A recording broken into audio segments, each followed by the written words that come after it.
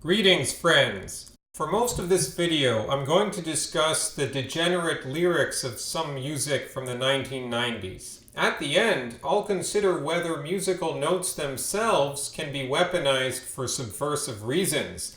Some of my examples will be from music more recent than the 90s, and I may take a few examples earlier than the 90s, but the 90s will be my general frame of reference.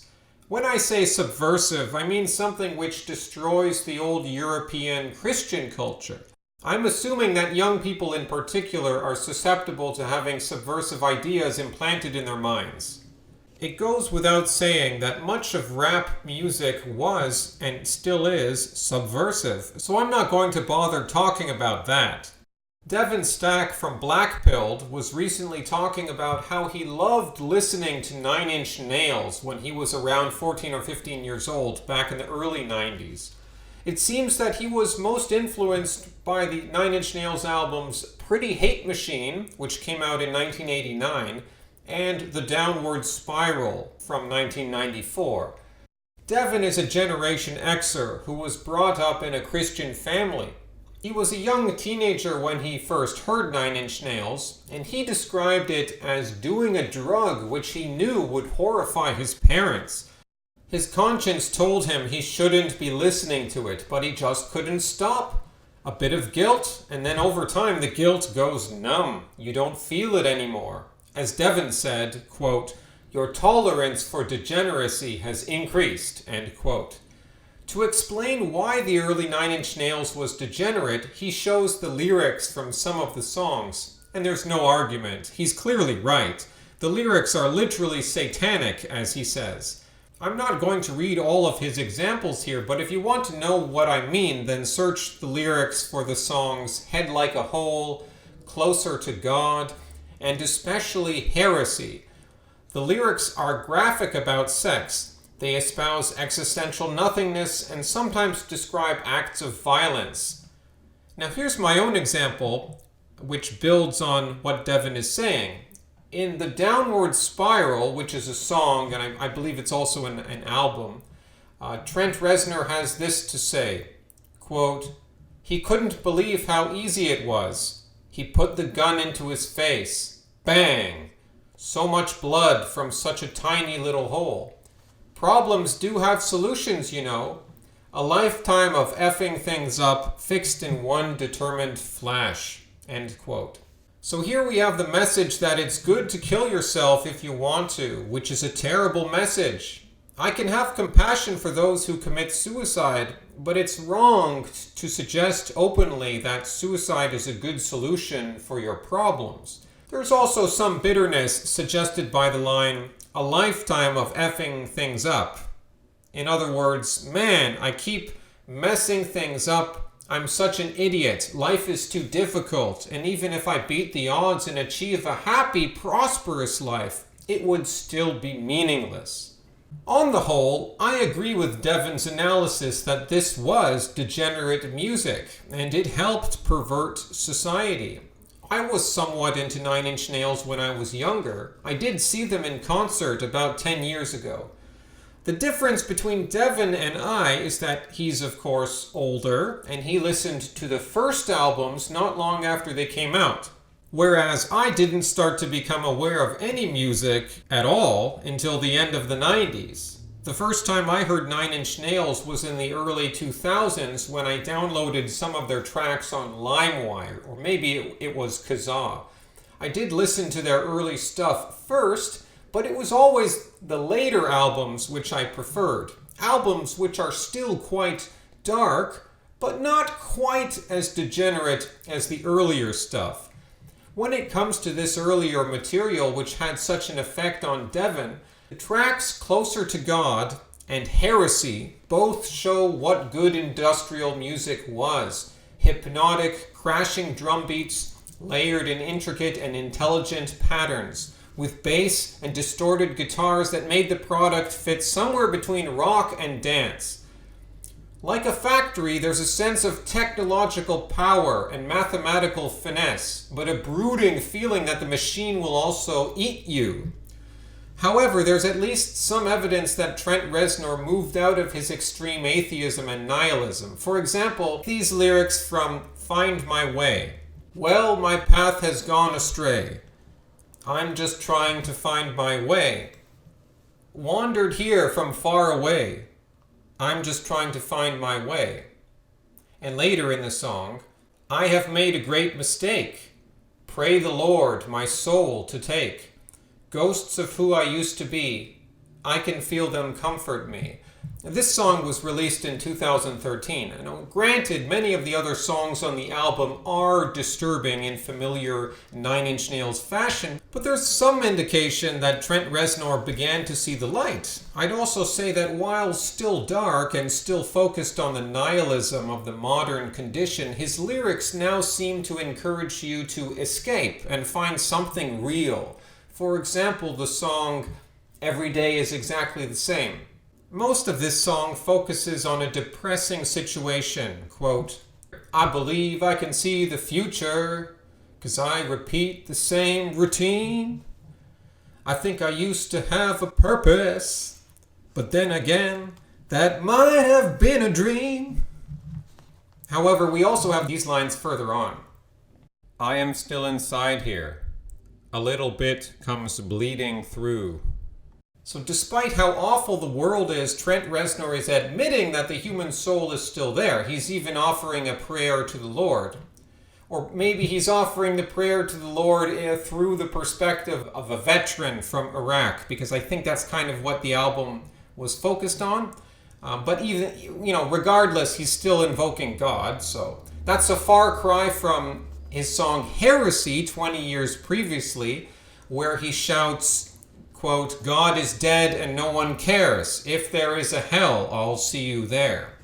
I have enjoyed much of Nine Inch Nails music. Overall, yeah, it is degenerate, but it's not quite the way Devon Stack was portraying it. There's a bit of nuance there. Dark music and satanic or nihilistic music may overlap, but the two are still distinct. I don't think there's anything necessarily satanic or nihilistic about, for example, The Cure or VNV Nation. If anyone knows VNV Nation, they're not quite as popular, but they have a bit of a cult following since the 90s. But I do think both The Cure and VNV Nation are bands that make dark music. Dark music can be very beautiful. It can make you think of some very grand things, which can include God. And VNV Nation does constantly sing about existential meaninglessness.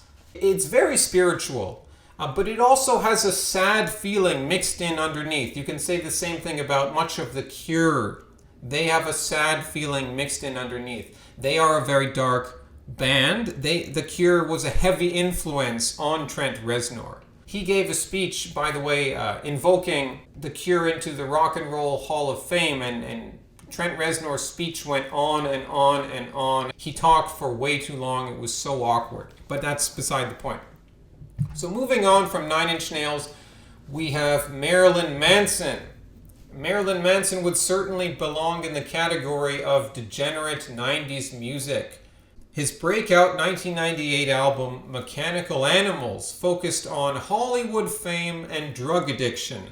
He replaced his earlier vampire-ish demonic look with that of a naked female alien, at least as the alien is popularly imagined. In the year 2000, he released Hollywood, In the Shadow of the Valley of Death, which includes the single The Fight Song. The album cover for Hollywood featured a jawless Manson in the Jesus Christ pose. The album also featured recordings of the Kennedy assassinations. Here are some of the lyrics from The Fight Song. Isolation is the oxygen mask you make your children breathe in to survive. But I'm not a slave to a God that doesn't exist. And I'm not a slave to a world that doesn't give a sh.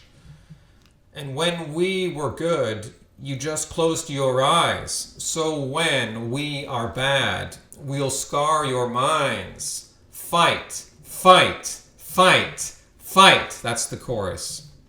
So to be fair, not all of these lyrics are degenerate. There's an awareness that the youth of the 90s had already been abandoned by their boomer parents.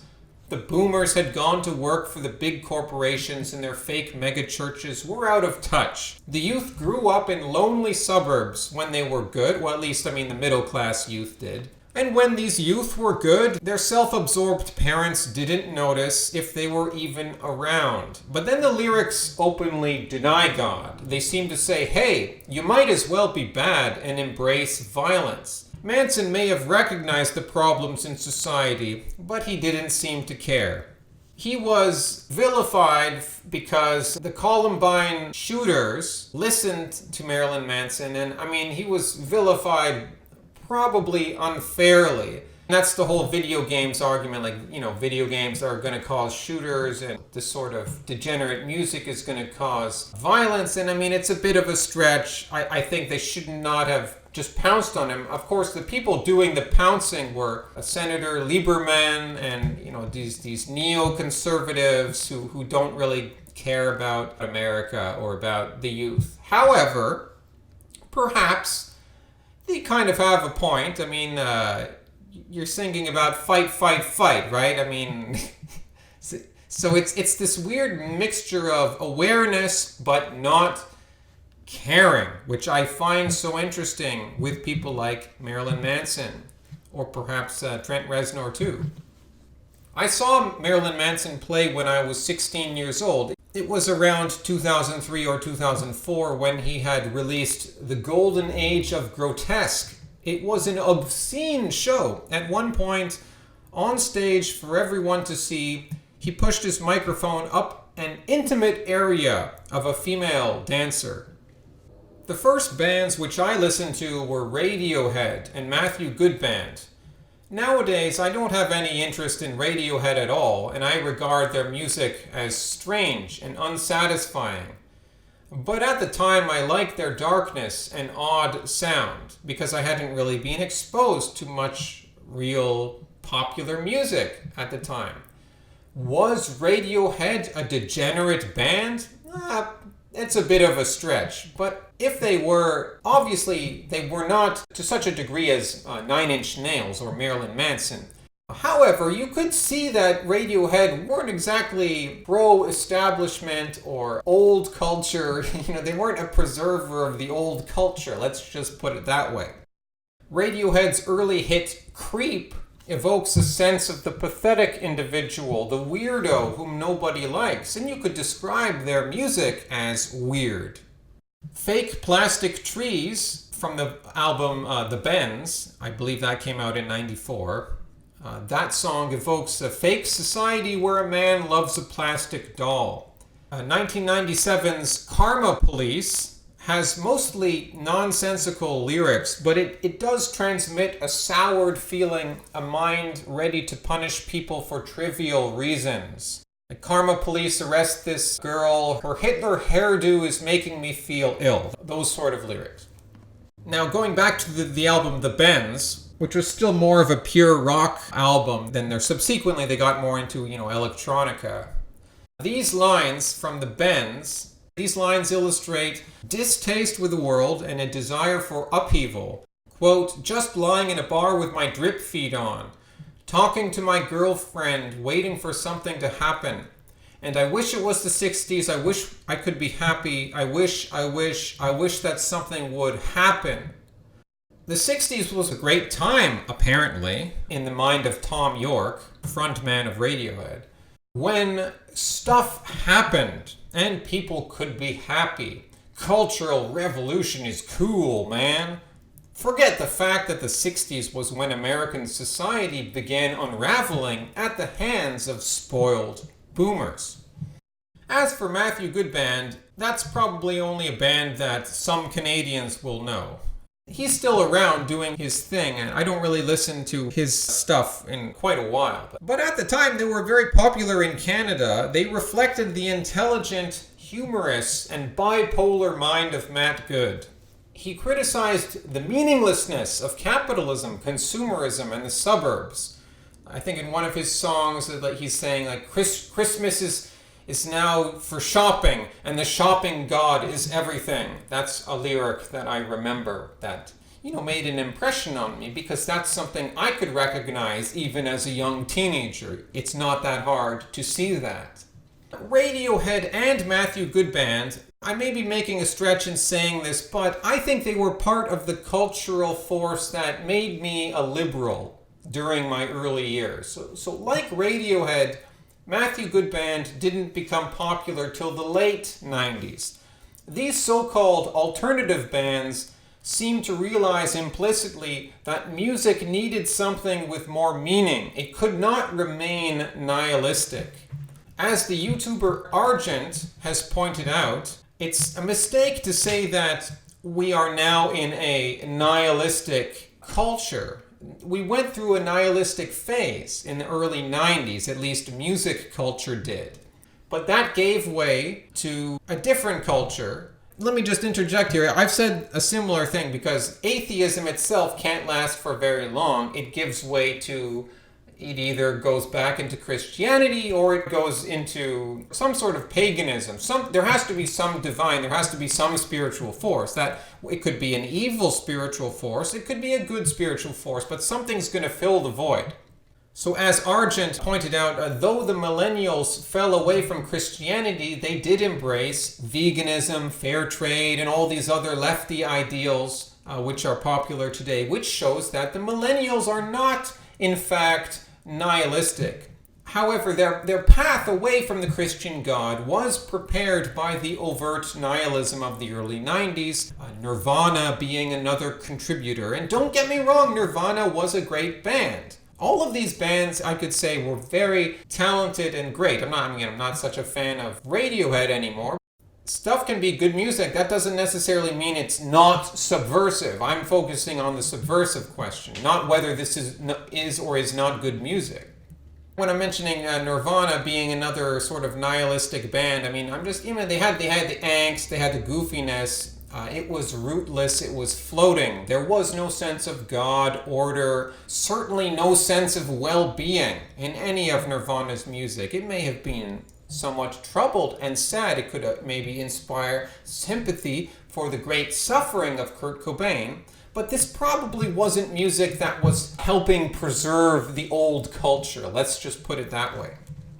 Rammstein is another degenerate band from the 90s, and they're still very popular today. They're still putting out tunes, and I do like Rammstein.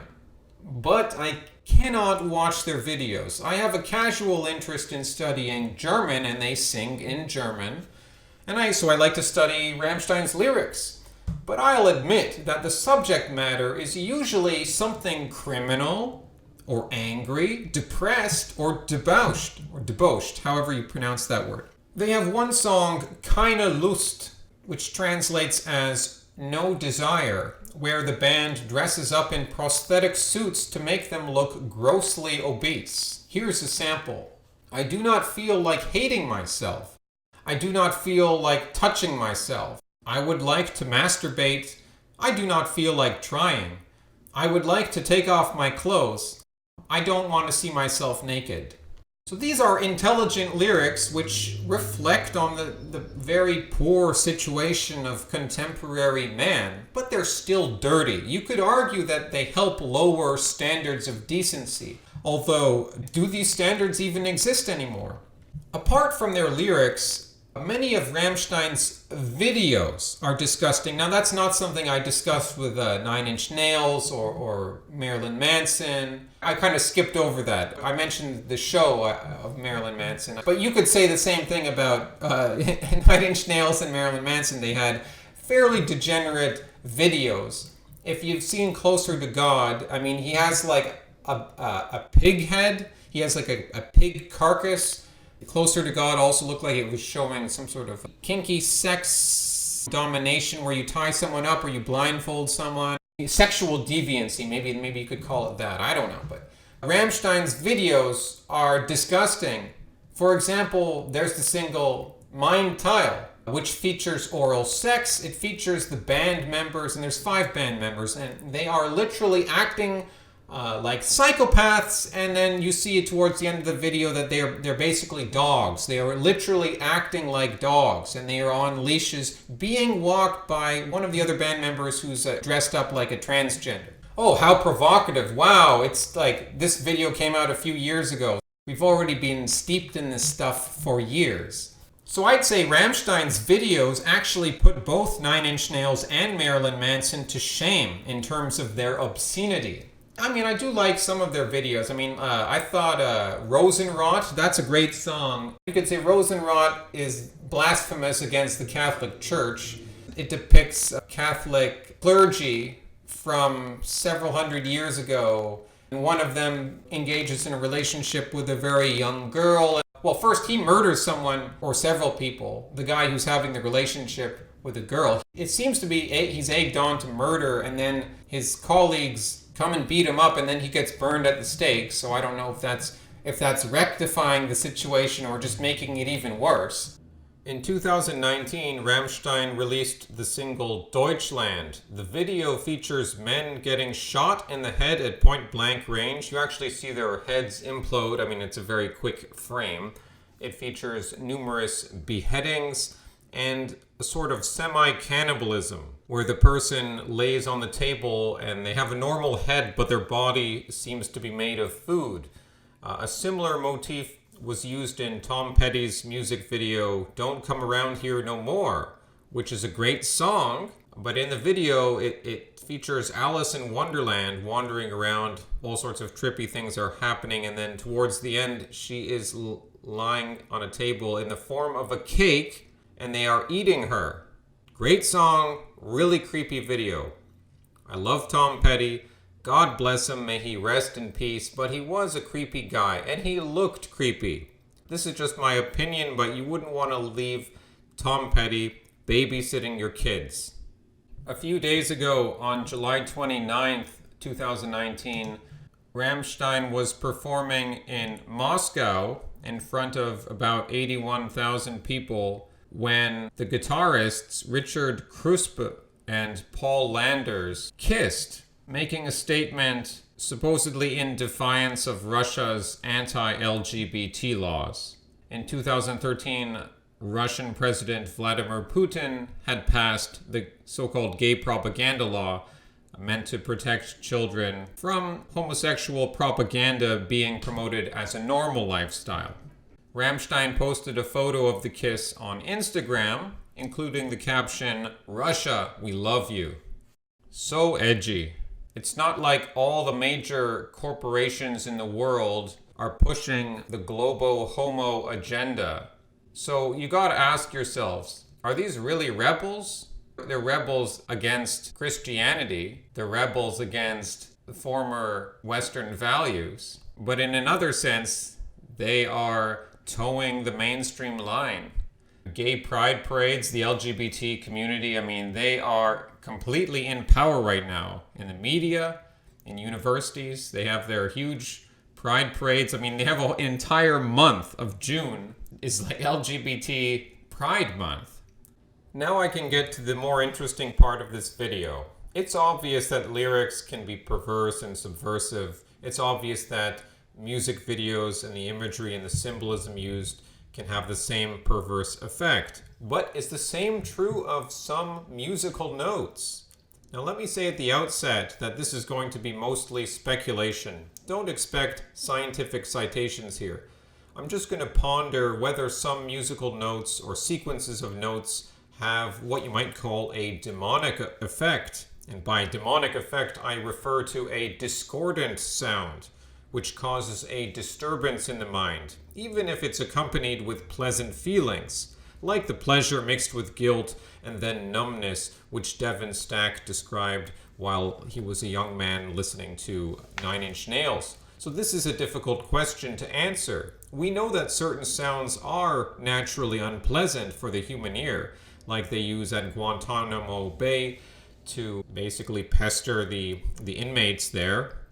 And other sounds may be used, as a form of dispersing riots and in other forms of psychological warfare.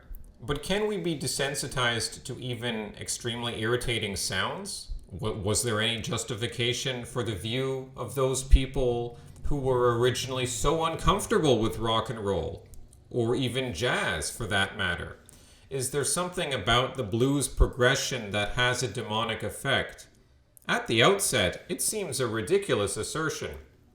Playing the basic blues notes that characterize rock and roll does not sound irritating, it sounds good. But as we know, sounding good doesn't necessarily mean it is good for the culture, for society. A choir sounds good. A Renaissance lute sounds good. Is there something about the guitar which is dangerous? The guitar and its various ancestors tend to be involved with so-called romance music, used to serenade and seduce people, especially women. Romantic love has its pagan roots. It has no source in early Christianity. The guitar can be sensuous and flowery.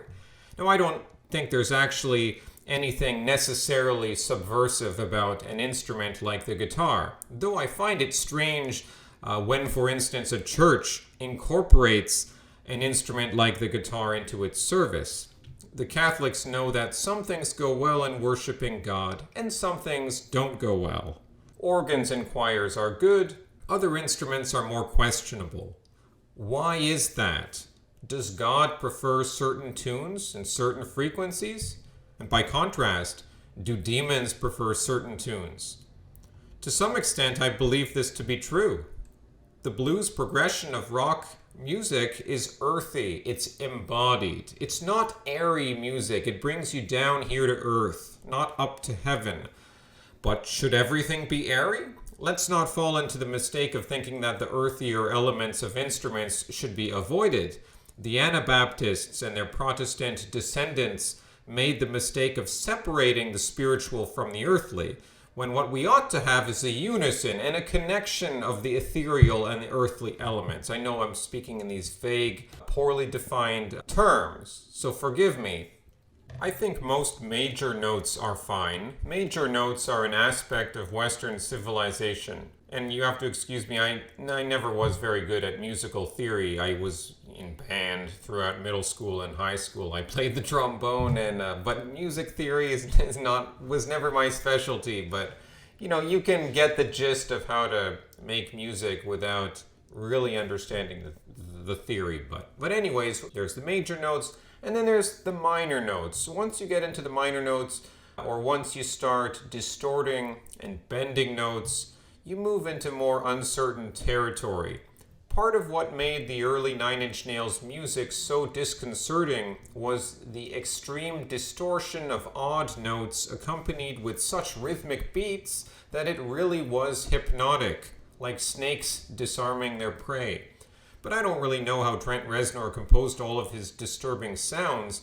Other than that, he spent a lot of time fiddling around with machines, and the end result was something that sounded like a really bad ghost. And what I mean by bad ghost is like an unfriendly ghost, a wailing sound, and a host of other hellish sounds. It was creepy. You might say it was even paranormal, and his productions were used as the background music for creepy productions like the movie Seven, like the computer game Quake. And then we have the minor notes, which are not so much associated with Western civilization as, we use major notes and minor notes, but it's really like the Islamic world and perhaps the Indian subcontinent, maybe certain other cultures that like to use these minor notes. And if you've heard the Islamic call to prayer, I'm not going to say it's like a demonic sound, but to a Western ear, if there even such thing still exists as an accustomed Western ear, if we even have that anymore, it is disconcerting. There is something very unsettling there. And then we come to tribal music. I was going to say something about Chinese music, but I really don't know enough about it to comment. But if it's tribal music from Africa, then you'll find a heavy influence on percussion. Perhaps you'll find some melodic instruments in Africa, but I don't think it's an exaggeration to say that most of traditional African music is deficient in stringed instruments. Yes, they have guitars now, but traditionally speaking, they would be using drums, mostly. A drum is the most embodied and earthy instrument of them all, because it's more of that sheer force. It's all about a pounding sound, a rhythm, and little emphasis on any melody. It can't really produce much different notes. You might be able to shift the pitch around. You can shift the pitch around, that's true, but it's not anything like a string instrument. And perhaps if Satan wants to draw you into the physical and away from the ethereal, then it's plausible he'd be attracted to drums. It's not that you want to be earthy or you want to be ethereal, it's you want to have the balance. And I think Satan wants to unbalance your consciousness into one or the other. Although I don't know what it would be like to be focused on all this airy ethereal music. What do we have? All these synthesizers and nothing else. These high notes. Everything's melodic and no percussion. I don't know what that would be like. But I don't think that would be good for our consciousness either.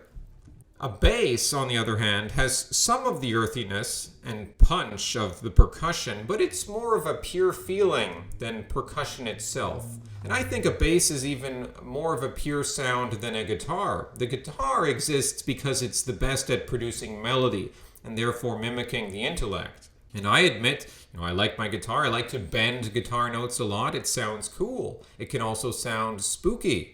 But the danger with rock and roll music and some of this other music is that it's not being given any higher direction, so it tends to draw people down to an earthy consciousness.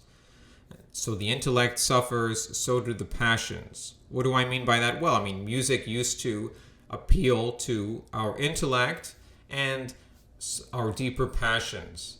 At least for some period of our history, you could say that was the case. As good as rock and roll was, it couldn't keep going in our current times. It really was only a brief occurrence. It's not like rock and roll lasted more than 100 years. It barely lasted half a century. And it's basically dead. In contrast to centuries of European, or what I call orchestral music, which continued developing uninterrupted, but it maintained, the general patterns, the general forms, the basic instruments. Of course, there are, different combinations of instruments, but they're using the violin, the cello, certain brass instruments that really did not change. So the reason why European orchestral music could stir the passions and the intellect and invoke a higher sense of the spiritual was for its harmony, its blending of the right proportions, of the right elements in a hierarchical system. Not all the instruments were on the same level. And as I mentioned, I was a trombone player for many years when I was in school. And we were not on the same level of importance as, for example, the trumpets or the flutes. And that was entirely a good thing. And in any case, we were all subordinated to the conductor. On the other hand, jazz and rock and roll were products of a democratic world, where the number of instruments decreased, where musicians came closer to their audience, and what I'm calling the earthiness increased heavily at the expense of the ethereal. So I'll leave an exception for ambient music. There's a lot of ambient and synth music, which I believe is the only real music which has preserved our higher passions, or maybe not all of this music, but some of it has preserved our higher passions, if I may call them so. I think some ambient music has a sense of the divine. Some of it's psychedelic. I don't know, that moves a bit away from what I would call the divine. Psychedelic is more just very, very sensuous. I always thought that the keyboard was the way back to God in our current times. But then again, I suppose the synthesizer can also be the exact opposite, because that's what Nine Inch Nails loved so much. But think about, the synthesizer is related to the organ, which is so prominent in churches. So that's the aspect of the synthesizer I was trying to talk about. Even though a band like V&V Nation seemed pretty nihilistic, and I guess they might still seem that way, I believe that their music stirs the soul to a greater sense of purpose. If not purpose, then at least it stirs the divine passions. This electronic music can capture this feeling in a way that rock and roll and guitars and basses, well, especially guitars and drums, they just can't. And there actually is something, you can look this up on YouTube, it's known as, some people might call it the God frequency or the solfeggio frequency. This is an example of a binaural beat. I'm not necessarily recommending binaural beats. Perhaps they're not entirely safe. I don't know if it's really a way to get in tune with God. However, it does demonstrate that some frequencies produce a feeling of well-being and calm. Can you say that about any of the bands I've been talking about? I mean, I did mention Matthew Good Band. By the way, when I was talking about Matthew Good Band, I wasn't trying to say that they were subversive or degenerate. They might have been slightly lefty. I was kind of trying to show how some bands were lefty, but I don't think they were degenerate or subversive. But in terms of all the other bands I've been discussing, can you imagine any of those bands producing a sense of well-being, calm, a sense of the divine, a sense of God? Like whatever you, many people aren't going to agree with how I've characterized these bands, but perhaps you can agree with me that no, they don't communicate that sense of well-being and calm, whatever it is you think they communicate. So in conclusion, I think that some sounds are in fact demonic, no matter the context in which you hear them. But these sounds tend to be rare because nobody naturally likes to hear these kinds of sounds. However, with conditioning, like, being forced to listen to Katy Perry, I do wonder if people come to accept certain demonic sounds more regularly, and that's a bad thing for our culture. So if you think of some kinds of punk or metal music, Pantera comes to mind, where everything is completely distorted and it all sounds like awful noise, and that was probably the point. However, heavily distorted guitars on their own do not produce these demonic or subversive effects. The demonic subversion comes from an imbalance between what I'm calling the ethereal and the earthly, by focusing on one or the other, in this case, the earthly.